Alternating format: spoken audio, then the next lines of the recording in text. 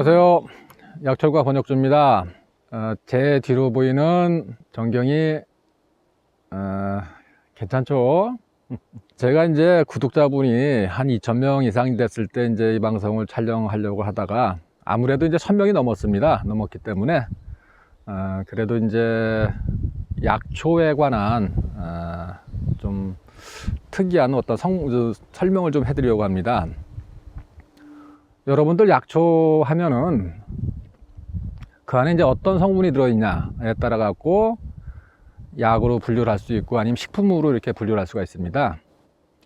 약초는 질병을 치료하는 목적으로 만들어졌기 때문에 아무래도 적은 그 무게에서 함량 수치가 높아야 됩니다. 식품은 영양소가 높은 게 맞는 거고, 약초는 함량 성분 뭐 사포닌이라든지 뭐 파이트솔린, 미오틴 뭐 등등 다양한 성분들이 있습니다. 자, 오늘은 약초의 약성과 종, 그러면 그게 이제 환경이냐 종의 차이냐 하는 것에 대한 설명을 좀 해드리겠습니다. 제가 이제 이렇게 뭐 작지만은 가지 하나를 준비했습니다. 이 나무는 아시는 분은 아시고 모르는 분은 모르십니다. 자, 이제부터 주목하세요. 주목. 이 나무가 이제 주목입니다. 주목인데 미국에서 태평양 주목을 가지고서 이 나무에서 텍솔이라는 성분을 발견했습니다. 텍솔이 이제 유방암, 폐암, 췌장암 치료제입니다. 텍솔에서 발견한 것이지 텍솔을 주목나무에서 추출한 것은 아닙니다. 텍솔이라는 성분을 발견해 갖고 화학적으로다가 구조 분자를 합성을 해서 화학제제를 만든 겁니다. 그것이 이제 항암약제입니다. 만약에 주목나무에서 텍솔을 빼서 쓴다면 세상에 주목나무는 거의 없을 겁니다. 이제 아무래도 이제 화학적인 분자 구조로 만들다 보니까 또 부작용도 있는 것이고, 예전에 한국산 주목과 유럽 주목, 태평양 주목, 이 두 나무를 가지고서 똑같은 무게에서 텍솔이라는 성분을 추출했는데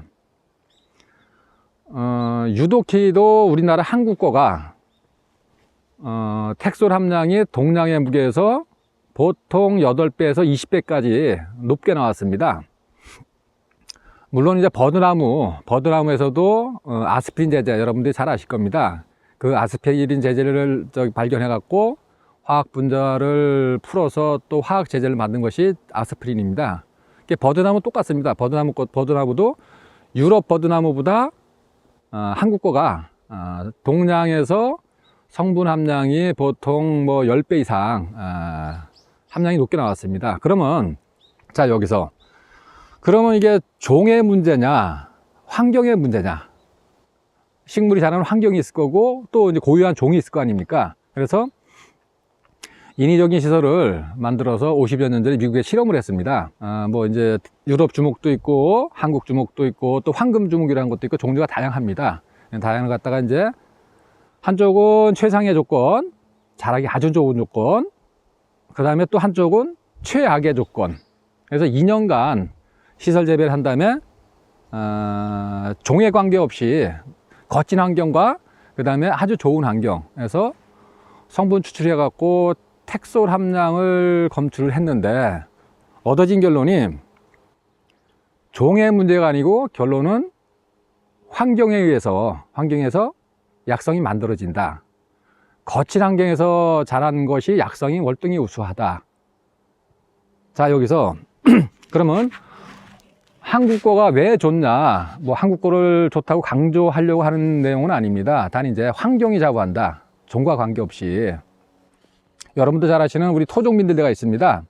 토종민들레도 노란 꽃이 있고 하얀 꽃이 있습니다. 단 이제 서양 민들레와 꽃받침이 다릅니다. 밑에 이제 꽃을 받치고 있는 토종민들레는 이렇게 꼭 쥐고 있고 서양 민들레는 펴져 있습니다. 밑에가 요 차이인데, 그럼 서양 민들레가 여기 와서 이제 정착을 해갖고 자란다고 해서 약성이 다를까요? 그렇지 않습니다.